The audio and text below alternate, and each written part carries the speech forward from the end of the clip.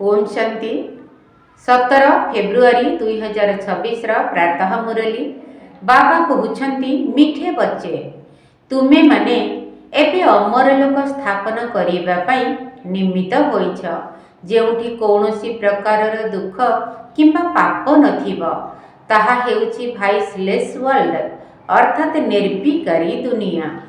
तुमे माने एबे अमरलोक स्थापन करिबा पई निमित्त होइछ जेउठी कौनसी प्रकारर दुख किंबा पाप नथिब ताहा हेउछि भाइसलेस वर्ल्ड अर्थात निर्विकारी दुनिया। प्रश्न गॉडली फैमिलीर अर्थात ईश्वरीय परिवारर वंडरफुल प्लान अर्थात विचित्र योजना कौन?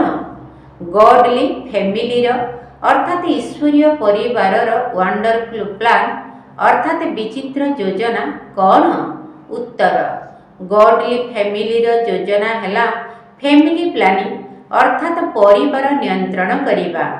गोटिए सत्य धर्मर स्थापन करी अनेक धर्मर विनाश करिबा।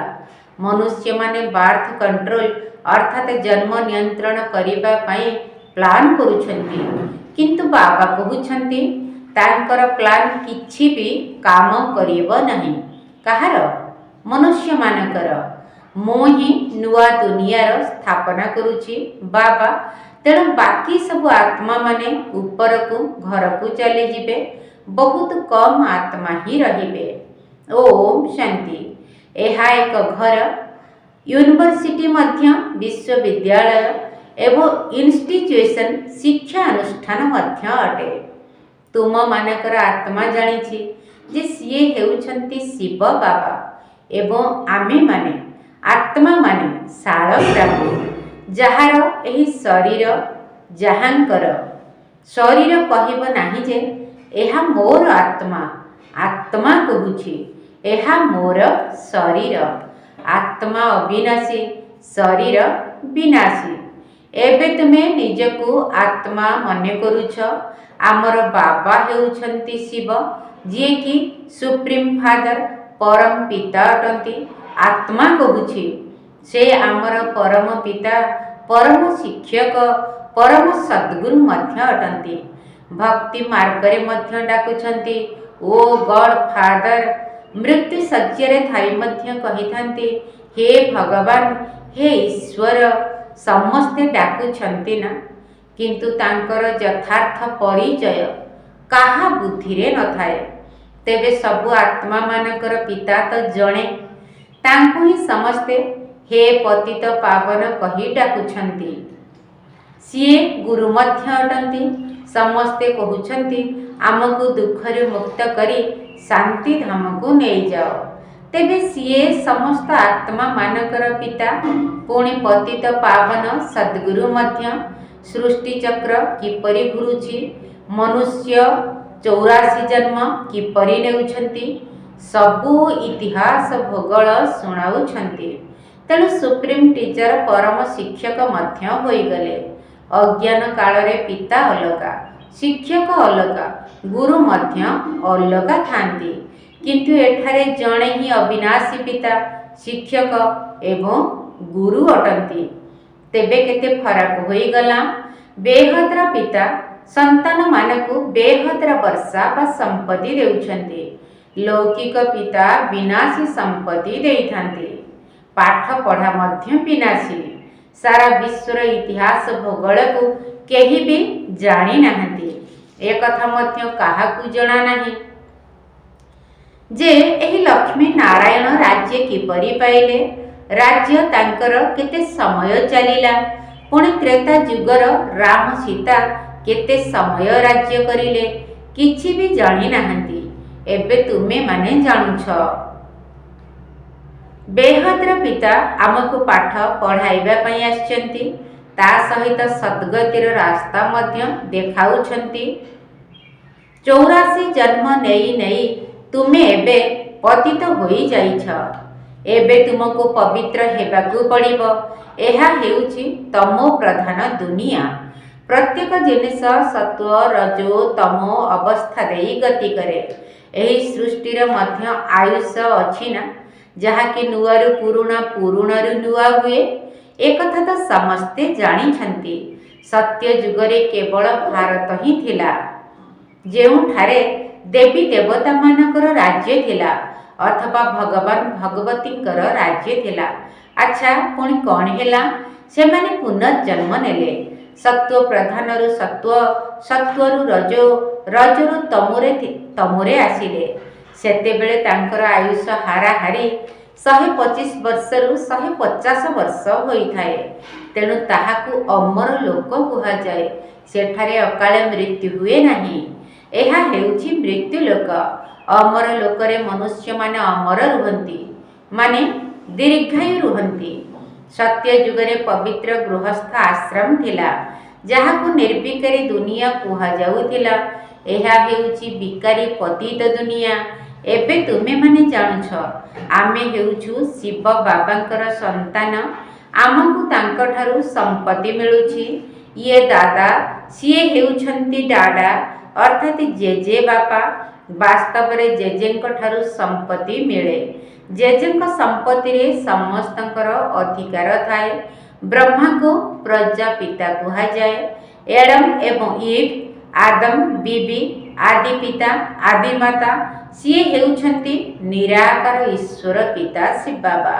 ଇଏ ପ୍ରଜାପିତା ବ୍ରହ୍ମା ହେଲେ ସାକାରୀ ପିତା। ୟାଙ୍କର ନିଜର ଶରୀର ଅଛି। ଶିବ ବାବାଙ୍କର ନିଜର ଶରୀର ନାହିଁ। ତେଣୁ ତୁମକୁ ଶିବ ବାବାଙ୍କ ଠାରୁ ବ୍ରହ୍ମାଙ୍କ ଦ୍ୱାରା ବର୍ଷା ମିଳୁଛି। ଜେଜେଙ୍କର ସମ୍ପତ୍ତି ତ ବାବାଙ୍କ ଦ୍ୱାରା ମିଳିବ ନା। ତୁମେ ଶିବ ବାବା ଦ୍ୱାରା ମଧ୍ୟ ବ୍ରହ୍ମା ବାବାଙ୍କ ମାଧ୍ୟମରେ ମନୁଷ୍ୟରୁ ଦେବତା ହେଉଛ। ମନୁଷ୍ୟରୁ ଦେବତା କିଏ କରତ ନ ଲାଗିବାର, ଅର୍ଥାତ୍ ମନୁଷ୍ୟରୁ ଦେବତା କରିବା ପାଇଁ ସମୟ ଲାଗେ ନାହିଁ। ଯେପରି ବାବା କହୁଛନ୍ତି, ଏକଥା କିଏ କହିଲେ? ଭଗବାନ ଗ୍ରନ୍ଥରେ ମଧ୍ୟ ତାଙ୍କର ମହିମା କରୁଛନ୍ତି ନା। ତାଙ୍କର ମହିମା ବହୁତ ରହିଛି। ଯେପରି ବାବା କହୁଛନ୍ତି ଅଲଫ, ଅର୍ଥାତ୍ ବାବାଙ୍କୁ ମନେ ପକାଅ, ତେବେ ବେ ଅର୍ଥାତ୍ ବାଦଶାହୀ ତୁମର ହୋଇଯିବ। ଗୁରୁ ନାନକ ମଧ୍ୟ କହିଥାନ୍ତି, ଜପ ସାହେବ ତ ସୁଖ ମିଳନି। ସାହେବଙ୍କୁ ଜପିଲେ ସୁଖ ମିଳିବ, ଅର୍ଥାତ୍ ସେହି ପରମାତ୍ମାକୁ ଚିନ୍ତନ କଲେ ଆମକୁ ଅସରନ୍ତି ଅବିନାଶୀ ସୁଖ ମିଳିବ। ସେହି ନିରାକାର ଅକାଳ ମୂର୍ତ୍ତ ବାବାଙ୍କର ହିଁ ମହିମା ଗାୟନ କରିଥାନ୍ତି। ବାବା କହୁଛନ୍ତି, ମୋତେ ମନେ ପକାଅ, ତେବେ ସୁଖ ମିଳିବ। ତେଣୁ ଏବେ ବାବାଙ୍କୁ ହିଁ ମନେ ପକାଉଛୁ। ଏହି ଯୁଦ୍ଧ ଶେଷ ହେବ, ପୁଣି ଲକ୍ଷ୍ମୀ ନାରାୟଣଙ୍କ ରାଜ୍ୟ ହେବ ଏବଂ ସେଠାରେ ଗୋଟିଏ ହିଁ ଧର୍ମ ରହିବ। ଏସବୁ ବୁଝିବାର କଥା ନା। ଭଗବାନ ବାଚ। ଭଗବାନଙ୍କୁ ପତିତ ପାବନ ଜ୍ଞାନର ସାଗର କୁହାଯାଏ। ସେ ହିଁ ଦୁଃଖ ହର୍ତ୍ତା ସୁଖ କର୍ତ୍ତା ଅଟନ୍ତି। ଯେହେତୁ ଆମେମାନେ ବାବାଙ୍କ ସନ୍ତାନ, ତେଣୁ ନିଶ୍ଚିତ ଭାବରେ ଆମେ ସୁଖରେ ରହିବା ଦରକାର। ବାସ୍ତବରେ ସତ୍ୟ ଯୁଗରେ ଭାରତବାସୀମାନେ ହିଁ ରହୁଥିଲେ। ବାକି ସବୁ ଆତ୍ମା ଶାନ୍ତିଧାମରେ ଥିଲେ। ଏବେ ତ ଆତ୍ମାମାନେ ଏଠାକୁ ଆସିବାରେ ଲାଗିଛନ୍ତି। ପୁଣି ଆମେ ଯାଇ ସ୍ୱର୍ଗରେ ଦେବୀ ଦେବତା ହୋଇ ଅଭିନୟ କରିବା। ଏହା ହେଉଛି ପୁରୁଣା ଦୁନିଆ ଦୁଃଖଧାମ ଏବଂ ନୂଆ ଦୁନିଆ ହେଉଛି ସୁଖଧାମ। ଯେତେବେଳେ ଘର ପୁରୁଣା ହୋଇଯାଏ, ସେଠାରୁ ମୂଷା, ସାପ ଆଦି ବାହାରିଥାନ୍ତି। ଏହି ଦୁନିଆ ମଧ୍ୟ ସେହିପରି। କଳ୍ପର ଆୟୁଷ 5000 ବର୍ଷ। ଏବେ ଶେଷ ସମୟ। ଗାନ୍ଧୀଜୀ ମଧ୍ୟ ଚାହୁଁଥିଲେ ଯେ ନୂଆ ଦୁନିଆ, ନୂଆ ଦିଲ୍ଲୀ ହେଉ, ରାମରାଜ୍ୟ ହେଉ, କିନ୍ତୁ ଏହି କାମ ତ କେବଳ ବାବା ହିଁ କରିପାରିବେ। ଦେବତାମାନଙ୍କର ରାଜ୍ୟକୁ ହିଁ ରାମ ରାଜ୍ୟ କୁହନ୍ତି। ନୂଆ ଦୁନିଆରେ ତ ନିଶ୍ଚିତ ଲକ୍ଷ୍ମୀ ନାରାୟଣଙ୍କର ରାଜ୍ୟ ହେବ। ବାସ୍ତବରେ ରାଧା ଏବଂ କୃଷ୍ଣ ଅଲଗା ଅଲଗା ରାଜ୍ୟର ଅଟନ୍ତି। ସ୍ୱୟଂବର ପରେ ସେମାନେ ଲକ୍ଷ୍ମୀ ନାରାୟଣ ହୋଇଯାଆନ୍ତି। ତେବେ ସେମାନେ ନିଶ୍ଚିତ ବର୍ତ୍ତମାନ ସମୟରେ ସେହିଭଳି କର୍ମ କରୁଥିବେ। ବାବା ତୁମକୁ କର୍ମ ଅକର୍ମ ବିକର୍ମର ଗତିକୁ ବୁଝାଇଛନ୍ତି। ଏହି ରାବଣ ରାଜ୍ୟରେ ମନୁଷ୍ୟମାନେ ଯେଉଁ କର୍ମ କରନ୍ତି, ତାହା ବିକର୍ମ ହୋଇଯାଏ। ସତ୍ୟ ଯୁଗରେ କର୍ମ ଅକର୍ମ ହୁଏ। ଗୀତାରେ ମଧ୍ୟ ଏହି କଥା ଅଛି, किंतु ज्ञानदातांक नामକୁ परिवर्तन କରି ଦେଇଛନ୍ତି। ଏହା ହିଁ ବହୁତ ବଡ଼ ଭୁଲ। ଶିବ ଭଗବାନ ପରିବର୍ତ୍ତେ କୃଷ୍ଣ ଭଗବାନ ବାଚ ଲେଖି ଦେଇଛନ୍ତି। ଶ୍ରୀକୃଷ୍ଣଙ୍କର ଜୟନ୍ତୀ ତ ସତ୍ୟ ଯୁଗରେ ହୁଏ। ଶିବ ହେଉଛନ୍ତି ନିରାକାର ପରମ ପିତା। ଶ୍ରୀକୃଷ୍ଣ ତ ଶରୀରଧାରୀ ମନୁଷ୍ୟ। ପ୍ରଥମେ ଶିବ ଜୟନ୍ତୀ ହୁଏ, ତାପରେ କୃଷ୍ଣ ଜୟନ୍ତୀ, ଯାହାକି ଭାରତରେ ହିଁ ପାଳନ କରିଥାନ୍ତି। ଶିବରାତ୍ରି କୁହାଯାଏ। ବାବା ଆସି ଭାରତକୁ ସ୍ୱର୍ଗର ରାଜ୍ୟ ଦେଉଛନ୍ତି। ଶିବ ଜୟନ୍ତୀ ଏବଂ କୃଷ୍ଣ ଜୟନ୍ତୀ ମଝିରେ ରାକ୍ଷୀ ପର୍ବ ପଡ଼େ, କାରଣ ଆତ୍ମାକୁ ପବିତ୍ର ହେବାକୁ ପଡ଼ିବ। ଏହି ପୁରୁଣା ଦୁନିଆର ତ ବିନାଶ ମଧ୍ୟ ହେବାର ଅଛି। ଯୁଦ୍ଧ ଆରମ୍ଭ ହେଲେ ସବୁ ସମାପ୍ତ ହୋଇଯିବ। ପୁଣି ତୁମେମାନେ ଆସି ନୂଆ ଦୁନିଆରେ ରାଜତ୍ୱ କରିବ। ତୁମେମାନେ ଏହି ପୁରୁଣା ଦୁନିଆ ମୃତ୍ୟୁଲୋକ ପାଇଁ ପାଠ ପଢ଼ୁନାହଁ। ତୁମର ପାଠ ପଢ଼ା ହେଉଛି ନୂଆ ଦୁନିଆ ଅମର ଲୋକ ପାଇଁ। ଏହିଭଳି କଲେଜ କେବେ କେଉଁଠାରେ କେହି ଦେଖିନଥିବେ। ବାବା କହୁଛନ୍ତି ଏବେ ଏହି ମୃତ୍ୟୁ ଲୋକର ଅନ୍ତିମ ସମୟ। ତେଣୁ ଜଲ୍ଦି ଜଲ୍ଦି ଏହି ପାଠକୁ ପଢ଼ି ବୁଦ୍ଧିମାନ ହେବାକୁ ପଡ଼ିବ। ସିଏ ପିତା ମଧ୍ୟ ଅଟନ୍ତି, ପତିତ ପାବନ ଅଟନ୍ତି ଏବଂ ଶିକ୍ଷକ ମଧ୍ୟ ଅଟନ୍ତି। ଏହା ଈଶ୍ୱରୀୟ ବିଶ୍ୱବିଦ୍ୟାଳୟ ଅଟେ। ଭଗବାନ ବାଚ ରହିଛି ନା, ଶ୍ରୀକୃଷ୍ଣ ତ ସତ୍ୟ ଯୁଗର ରାଜକୁମାର ଅଟନ୍ତି। ସେ ମଧ୍ୟ ଶିବ ବାବାଙ୍କ ଠାରୁ ବର୍ଷା ନେଉଛନ୍ତି। ବର୍ତ୍ତମାନ ସମସ୍ତେ ଭବିଷ୍ୟତ ପାଇଁ ବର୍ଷା ନେଉଛନ୍ତି। ଯିଏ ଯେତେ ପଢ଼ିବେ ସିଏ ସେତେ ବର୍ଷା ନେବେ। ଯଦି ନ ପଢ଼ିବେ ତେବେ ପଦ କମ୍ ହୋଇଯିବ। ତେଣୁ ଯେଉଁଠି ବି ରୁହ ଏହି ପାଠ ପଢ଼ୁଥାଅ। ମୁରଲି ତ ବିଦେଶକୁ ମଧ୍ୟ ଯାଇପାରିବ। ବାବା ପ୍ରତିଦିନ ଆତ୍ମାମାନଙ୍କୁ ସାବଧାନ କରି କହୁଛନ୍ତି, ପିଲାମାନେ ବାବାଙ୍କୁ ମନେ ପକାଅ, ତେବେ ତୁମର ବିକର୍ମ ବିନାଶ ହେବ। ଆତ୍ମାରେ ଯେଉଁ ଖାଦ ଅଛି ତାହା ବାହାରିଯିବ। ଆତ୍ମାକୁ ଏବେ 100% ପବିତ୍ର ହେବାକୁ ପଡ଼ିବ। ଏବେ ତ ପୁରା ଅପବିତ୍ର ହୋଇଯାଇଛି। ମନୁଷ୍ୟ ଭକ୍ତି ତ ବହୁତ କରୁଛନ୍ତି। ତୀର୍ଥ ମେଳା ଆଦିକୁ ଲକ୍ଷ ଲକ୍ଷ ମନୁଷ୍ୟ ଯାଉଛନ୍ତି। ଏହା ତ ଜନ୍ମ ଜନ୍ମାନ୍ତରରୁ ଚାଲି ଆସୁଛି। କେତେ ମନ୍ଦିର ଆଦି ତିଆରି କରୁଛନ୍ତି, ବହୁତ ମେହନତ କରୁଛନ୍ତି, ତଥାପି ମଧ୍ୟ ତଳକୁ ତଳକୁ ଖସି ଖସି ଆସୁଛନ୍ତି। ଏବେ ତୁମେ ଜାଣୁଛ ଆମେ ଚଢ଼ିବାର କଳା ଦ୍ୱାରା ସୁଖ ଧାମକୁ ଯିବା। ପୁଣି ଆମକୁ ତଳକୁ ଖସିବାକୁ ହେବ। କଳା କମ୍ ହୋଇଯିବ। ନୂଆ ଘର ଯେପରି ଚାକଚକ୍ୟ ଥାଏ, ତାହା 10 ବର୍ଷ ପରେ ନିଶ୍ଚିତ କମିଯାଏ। ତୁମେମାନେ ନୂଆ ଦୁନିଆ ସତ୍ୟ ଯୁଗରେ ଥିଲ। 1250 ବର୍ଷ ପରେ ରାମରାଜ୍ୟ ଆରମ୍ଭ ହେଲା।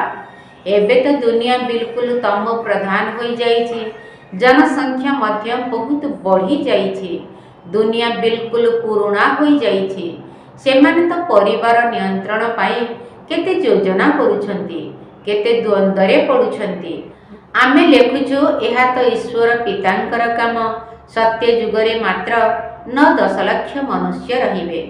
ବାକି ସବୁ ନିଜର ମିଠା ଘର ଶାନ୍ତି ଧାମକୁ ଚାଲିଯିବେ। ଏହା ହେଉଛି ଈଶ୍ୱରୀୟ ପରିବାର ନିୟନ୍ତ୍ରଣ। ଗୋଟିଏ ଧର୍ମର ସ୍ଥାପନା, ବାକି ଅନେକ ଧର୍ମର ବିନାଶ। ଶିବ ବାବା ତ ନିଜର କାମ କରୁଛନ୍ତି। ସେମାନେ କହୁଛନ୍ତି ଭଲେ ବିକାରରେ ଯାଅ, କିନ୍ତୁ ସନ୍ତାନ ଜନ୍ମ ନ ହୁଅନ୍ତୁ। କିନ୍ତୁ ଏହା ଦ୍ୱାରା କିଛି ବି ଲାଭ ହେବ ନାହିଁ, ଯାହା ଗଭର୍ଣ୍ଣମେଣ୍ଟ କହୁଛି। ଏହି ଯୋଜନା ତ ବେହଦର ପିତାଙ୍କ ହାତରେ ନିହିତ। Family planning. ବାବା କହୁଛନ୍ତି ମୁଁ ହିଁ ଦୁଃଖ ଧାମକୁ ସୁଖ ଧାମରେ ପରିଣତ କରିବାକୁ ଆସିଛି। ମୁଁ ପ୍ରତ୍ୟେକ 5000 ବର୍ଷରେ ଥରେ ଆସେ। କଳି ଯୁଗର ଶେଷ ଏବଂ ସତ୍ୟ ଯୁଗର ଆଦି ସମୟରେ ଆସେ। ବର୍ତ୍ତମାନ ଏହା ହେଉଛି ସଙ୍ଗମ ଯୁଗ, ଯେତେବେଳେ କି ଦୁନିଆ ପତିତରୁ ପାବନ ହୁଏ। ପୁରୁଣା ଦୁନିଆର ବିନାଶ ଏବଂ ନୂଆ ଦୁନିଆର ସ୍ଥାପନା, ଏହା ତ ବାବାଙ୍କର ହିଁ କାମ। ସତ୍ୟ ଯୁଗରେ ଗୋଟିଏ ଧର୍ମ ହିଁ ଥିଲା। ଏହି ଲକ୍ଷ୍ମୀ ନାରାୟଣ ବିଶ୍ୱର ମାଲିକ ମହାରାଜା ମହାରାଣୀ ଥିଲେ, ଏକଥା ମଧ୍ୟ ତୁମେମାନେ ଜାଣିଛ। ଏହି ମାଳା କାହାର ତିଆରି ହୋଇଛି? ଉପରେ ଫୁଲ ଶିବ ବାବା ଅଛନ୍ତି, ତାପରେ ଅଛନ୍ତି ଯୁଗଳଦାନା, ବ୍ରହ୍ମା, ସରସ୍ୱତୀ। ସେହିମାନଙ୍କର ଏହି ମାଳା, ଯେଉଁମାନେ ବିଶ୍ୱକୁ ନର୍କରୁ ସ୍ୱର୍ଗ, ପତିତରୁ ପାବନ କରିଥାନ୍ତି, ଯେଉଁମାନେ ସେବା କରି ଯାଇଥାନ୍ତି, ତାଙ୍କର ହିଁ ସ୍ମାରକୀ ରହେ। ତେଣୁ ବାବା ବୁଝାଉଛନ୍ତି, ଏମାନେ ସତ୍ୟ ଯୁଗରେ ପବିତ୍ର ଥିଲେ, ପବିତ୍ର ପ୍ରବୃତ୍ତି ମାର୍ଗ ଥିଲା। ଏବେ ତ ପତିତ ହୋଇଯାଇଛି। ଗାୟନ ମଧ୍ୟ କରୁଛନ୍ତି, ହେ ପତିତ ପାବନ ଆସ, ଆସି ଆମକୁ ପାବନ କର। ସତ୍ୟ ଯୁଗରେ କ'ଣ ଏପରି ଡାକିବେ କି? ସୁଖରେ କେହି ବି ବାବାଙ୍କୁ ସ୍ମରଣ କରନ୍ତି ନାହିଁ, ଦୁଃଖରେ ସମସ୍ତେ ସ୍ମରଣ କରନ୍ତି। ବାବା ହେଉଛନ୍ତି ହିଁ ମୁକ୍ତିଦାତା, ଦୟାଳୁ, ଆନନ୍ଦର ସାଗର, ଯିଏକି ଏଠାକୁ ଆସି ସମସ୍ତଙ୍କୁ ମୁକ୍ତି, ଜୀବନ ମୁକ୍ତି ଦେଉଛନ୍ତି। ତାଙ୍କୁ ଡାକୁଛନ୍ତି, ଆସି ଆମକୁ ସୁଇଟ୍ ହୋମ୍କୁ, ଶାନ୍ତିଧାମ ଘରକୁ ନେଇ ଚାଲ। ଏଠାରେ କୌଣସି ସୁଖ ନାହିଁ। ଏହା ହେଉଛି ପ୍ରଜାଙ୍କର ପ୍ରଜା ଉପରେ ରାଜ୍ୟ। ସତ୍ୟ ଯୁଗରେ ରାଜା, ରାଣୀ, ପ୍ରଜା ସମସ୍ତେ ଥାନ୍ତି। ଏବେ ବାବା ବତାଉଛନ୍ତି, ତୁମେମାନେ କିପରି ବିଶ୍ୱର ମାଲିକ ହେଉଛ। ସେଠାରେ ତୁମ ପାଖରେ ଅମାପ ଅଗଣିତ ସମ୍ପତ୍ତି ରହିବ। ସୁନାର ଇଟାରେ ଘର ତିଆରି ହେବ। ମେସିନ ଦ୍ୱାରା ସୁନାର ଇଟା ବାହାରିବ। ପୁଣି ସେଥିରେ ମଧ୍ୟ ହୀରା ମୋତି ଜଡ଼ିତ ହୋଇ ରହିଥାନ୍ତି। ଦ୍ୱାପରରେ ମଧ୍ୟ କେତେ ହୀରା ଥିଲା, ଯାହାକୁ ଲୁଟି ନେଇଗଲେ ଗଜେନ୍ଦ୍ର ସୁଲତାନ ମାମୁଦ ଆସି 17 ବାର ଆକ୍ରମଣ କଲେ ସୋମନାଥ ମନ୍ଦିର, କେବଳ ଏ ମଣିମୁକ୍ତା ହୀରା ଲୁଣ୍ଠନ କରିବା ପାଇଁ। ସେଇ କଥା ବାବା ଆମକୁ ଏଠି ଆଉ ଥରେ ମନେ ପକାଇ ଦେଉଛନ୍ତି ଆଜିର ମୁରଲୀରେ। ଏବେ ତ ସୁନା କିଛି ଦେଖିବାକୁ ମଧ୍ୟ ମିଳୁନାହିଁ। ଏହା ମଧ୍ୟ ଡ୍ରାମାରେ ନିର୍ଦ୍ଧାର୍ଯ୍ୟ ଅଛି। ବାବା କହୁଛନ୍ତି, ମୁଁ ପ୍ରତି 5000 ବର୍ଷ ପରେ ଆସେ। ପୁରୁଣା ଦୁନିଆର ବିନାଶ ପାଇଁ ଏହି ଏଟମିକ୍ ବମ୍ ଆଦି ତିଆରି ହୋଇଛି। ଏହା ହେଉଛି ବିଜ୍ଞାନର କରାମତି। ନିଜ ବୁଦ୍ଧି ଦ୍ୱାରା ଏଭଳି ଜିନିଷ ବାହାର କରିଛନ୍ତି, ଯାହାଦ୍ୱାରା ନିଜ କୁଳର ନିଜେ ହିଁ ବିନାଶ କରିବେ। ଏସବୁ କ'ଣ ରଖିବା ପାଇଁ ତିଆରି କରିଛନ୍ତି କି? ଏହାର ପ୍ରୟୋଗ ନିଶ୍ଚିତ କରିବେ। ଯେ ପର୍ଯ୍ୟନ୍ତ ରାଜଧାନୀ ସ୍ଥାପନ ହୋଇନାହିଁ, ସେ ପର୍ଯ୍ୟନ୍ତ ଲଢ଼େଇ ଲାଗିପାରିବ ନାହିଁ। ବିନାଶ ପାଇଁ ସବୁ ପ୍ରକାରର ପ୍ରସ୍ତୁତି ତ ଚାଲିଛି, ତା ସହିତ ପ୍ରାକୃତିକ ବିପର୍ଯ୍ୟୟ ମଧ୍ୟ ହେବ। ଏତେ ମନୁଷ୍ୟ ଏଠାରେ ରହିବେ ନାହିଁ। ବର୍ତ୍ତମାନ ତୁମମାନଙ୍କୁ ଏହି ପୁରୁଣା ଦୁନିଆକୁ ଭୁଲିବାକୁ ପଡ଼ିବ ଏବଂ ସୁଇଟ୍ ହୋମ୍ ସ୍ୱର୍ଗର ରାଜତ୍ୱକୁ ମନେ ପକାଇବାକୁ ହେବ। ଯେପରି ନୂଆ ଘର ତିଆରି କରିଲେ ବୁଦ୍ଧିରେ କେବଳ ନୂଆ ଘର ହିଁ ମନେ ରହିଥାଏ। ଏବେ ନୂଆ ଦୁନିଆର ସ୍ଥାପନା ହେଉଛି। ବାବା ହେଉଛନ୍ତି ସମସ୍ତଙ୍କର ସଦ୍ଗତିଦାତା। ସବୁ ଆତ୍ମାମାନେ ଘରକୁ ଚାଲିଯିବେ, ବାକି ଶରୀର ସବୁ ଏଠାରେ ନଷ୍ଟ ହୋଇଯିବ। ବାବାଙ୍କ ସ୍ମୃତିରେ ଆତ୍ମା ପବିତ୍ର ହୋଇଯିବ। ପବିତ୍ର ତ ନିଶ୍ଚିତ ହେବାକୁ ପଡ଼ିବ। ଦେବତାମାନେ ପବିତ୍ର ଅଟନ୍ତି ନା? ତାଙ୍କ ମନ୍ଦିରରେ କେବେ ବି ବିଡ଼ି, ତମାଖୁ ଆଦି ରଖାଯାଏ ନାହିଁ। ସେମାନେ ହେଉଛନ୍ତି ବୈଷ୍ଣବ। ତେଣୁ ସେହି ଦୁନିଆକୁ ବିଷ୍ଣୁପୁରୀ କୁହାଯାଏ। ତାହା ହେଉଛି ହିଁ ନିର୍ବିକାରୀ ଦୁନିଆ। ଏହା ହେଉଛି ବିକାରୀ ଦୁନିଆ। ଏବେ ନିର୍ବିକାରୀ ଦୁନିଆକୁ ଯିବାକୁ ହେବ। ବାକି ଅଳ୍ପ ସମୟ ଅଛି। ଏକଥା ନିଜେ ମଧ୍ୟ ଜାଣୁଛନ୍ତି। ଆଣବିକ ବୋମା ଦ୍ୱାରା ସବୁ ସମାପ୍ତ ହୋଇଯିବ। ଲଢ଼େଇ ତ ଲାଗିବାର ଅଛି। ବୈଜ୍ଞାନିକମାନେ କହୁଛନ୍ତି ଯେ ଆମକୁ କେହି ଯେମିତି ପ୍ରେରଣା ଦେଉଛନ୍ତି, ସେଥିପାଇଁ ଆମେ ତିଆରି କରୁଛୁ। ଜାଣୁଛନ୍ତି ଯେ ଏହାଦ୍ୱାରା ନିଜ କୁଳର ବିନାଶ ହେଉଛି, କିନ୍ତୁ ତିଆରି ନକରି ରହିପାରିବେ ନାହିଁ। ଶଙ୍କର ଦ୍ୱାରା ବିନାଶ, ଏହା ମଧ୍ୟ ଡ୍ରାମାରେ ଅଛି। ଏବେ ବିନାଶ ସମ୍ମୁଖରେ ଉପସ୍ଥିତ। ଜ୍ଞାନ ଯଜ୍ଞରୁ ହିଁ ବିନାଶର ଜ୍ୱାଳା ପ୍ରଜ୍ୱଳିତ ହୋଇଛି। एबे तुमे स्वर्गर मालिक हेबा पाई पाठ पढ़ुछ। एही पुराणा दुनिया शेष होई नुआ होई जीव। एही चक्र घूरी चलीछि। इतिहासर पुनरावृत्ति निश्चित हेब। प्रथमे आदि सनातन देवी देवता धर्म थिला, पर पुणी चंद्रवंशी क्षत्रिय धर्म इस्लामी बौद्ध आदि आसिले। पुणी जे माने प्रथम नंबर रे थिले से माने निश्चित आसीबे, आउ सब विनाश होई जिवे। तुम्भ माने को किए पाठ पढ़ाउछंती? निराकार शिव बाबा, सीए ही शिक्षक एवं सतगुरु अटंती, जिए कि एठाकू आसीबा मात्रे पाठ पढ़ाइबा आरंभ करी दियंती।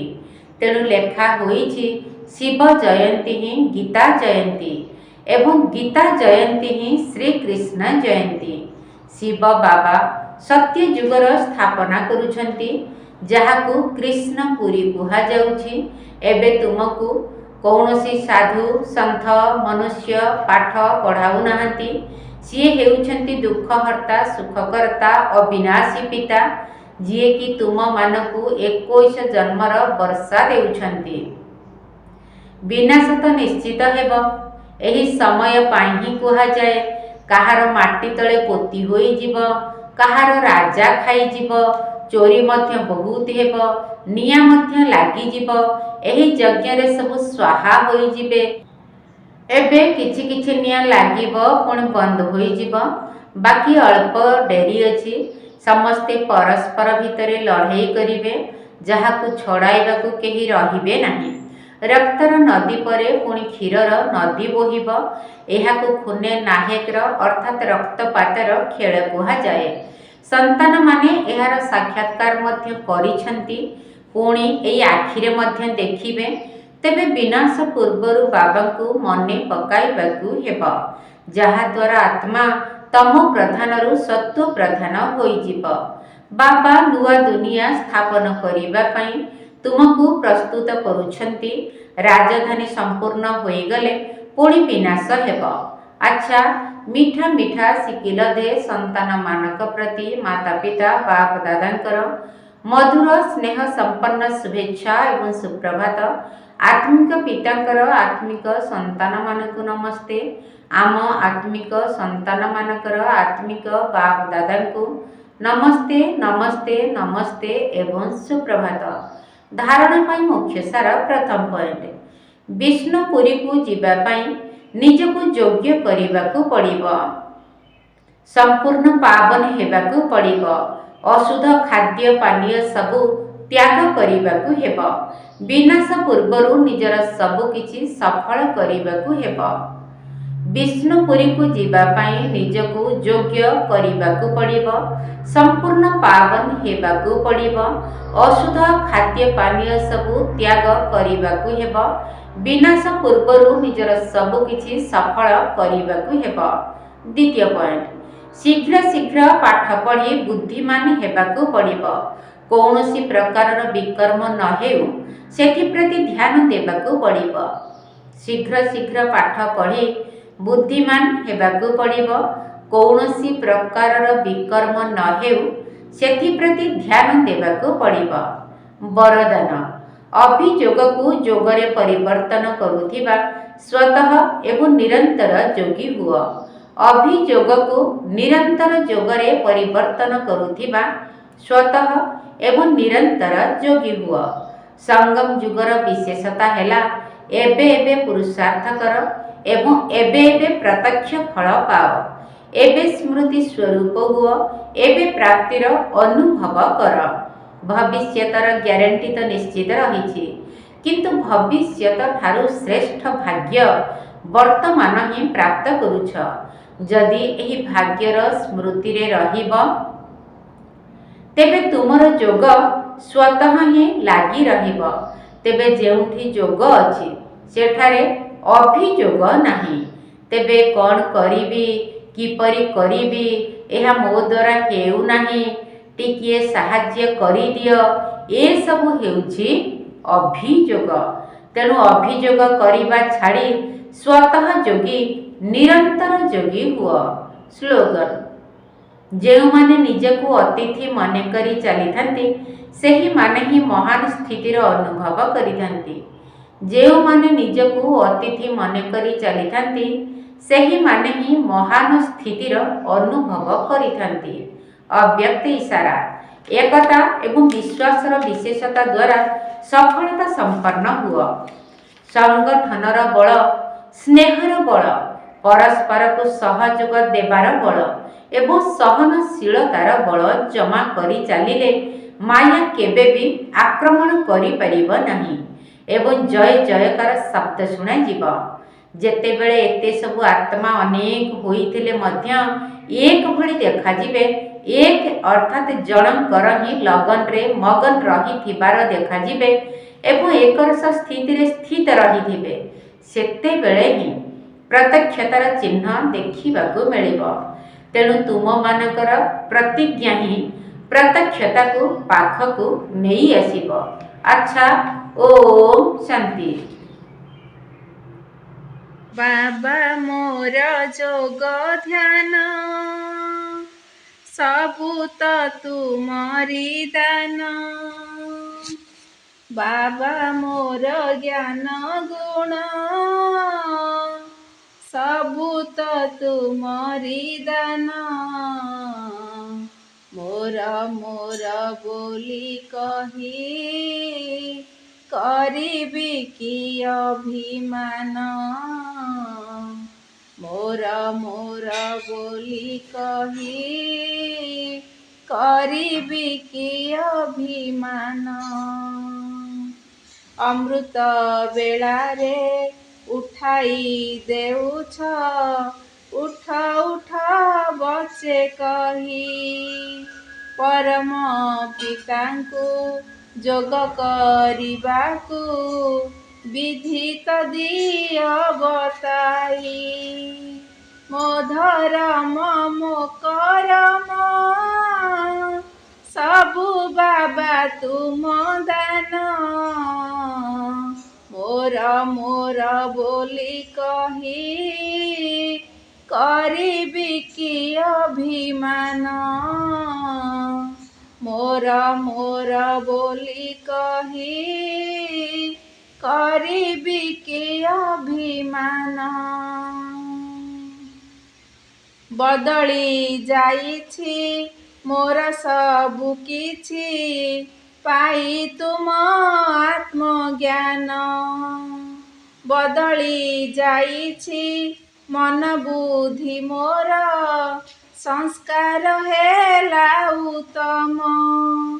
ମୋର ଜ୍ଞାନ ମୋର ମନ ସବୁ ବାବା ତୁମ ଦାନ। ମୋର ବୋଲି କହି କରିବି କି ଅଭିମାନ।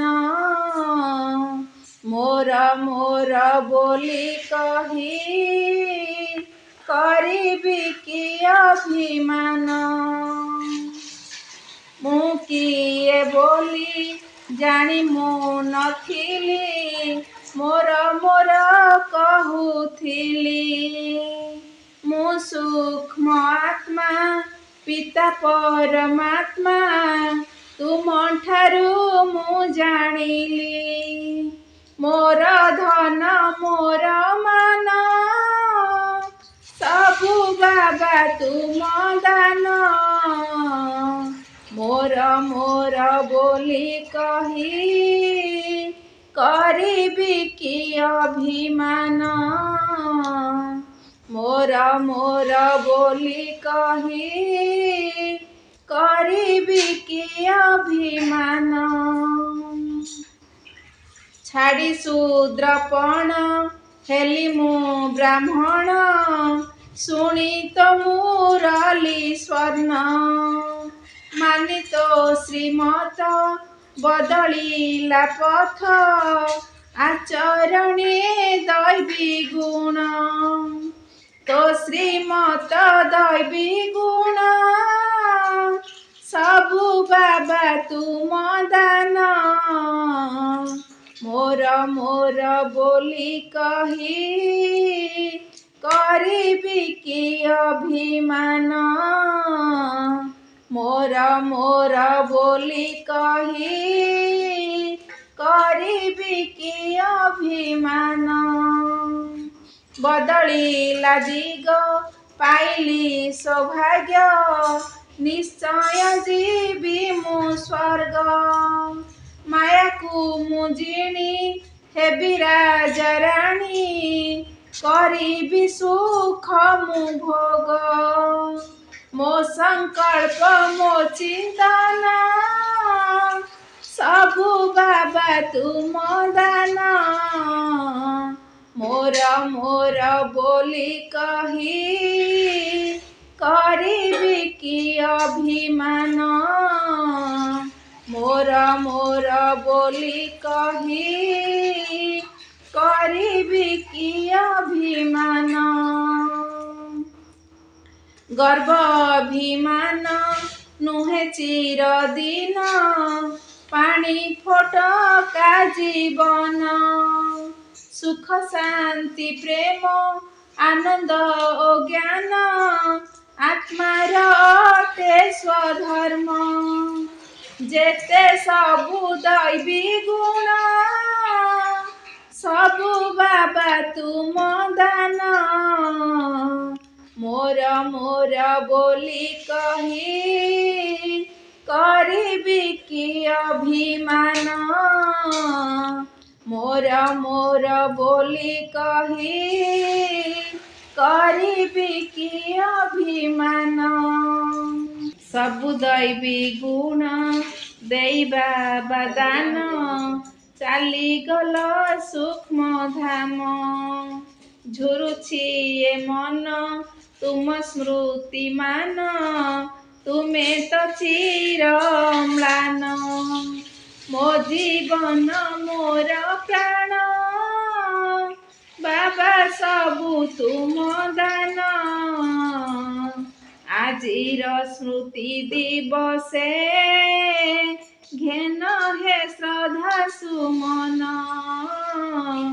ଆଜିର ସ୍ମୃତି ଦିବସେ ଘେନ ହେ ଶ୍ରଦ୍ଧା ସୁମନ ବାବା ମୋର ଯୋଗ ଧ୍ୟାନ ସବୁ ତ ତୁମରି ଦାନ ମୋର ବୋଲି କହି କରିବି କି ଅଭିମାନ ମୋର ବୋଲି କହି କରିବି କି ଅଭିମାନ